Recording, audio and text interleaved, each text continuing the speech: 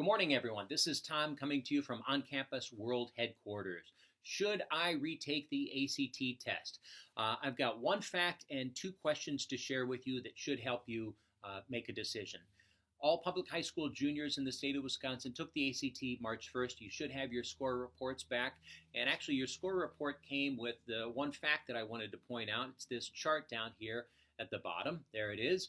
Only 57% of students go up from one test to the next. And that can be from the first test to the second or from the 10th to the 11th.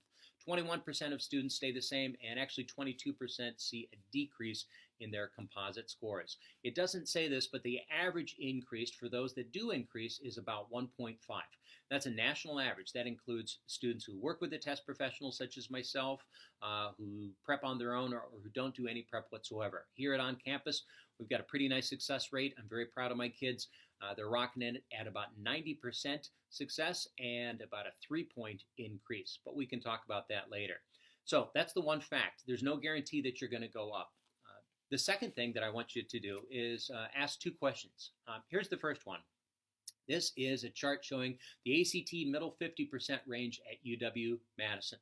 So what you need to do is consider, where do my scores fall within the middle 50% ACT range of the colleges that I'm interested in. UW-Madison posts theirs every year, and it's fairly consistent.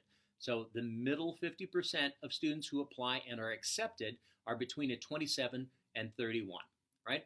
That means that if you've got a 27, there's no guarantee. It's not a cutoff. That's just the low end of their middle 50% ACT range. I keep saying that phrase.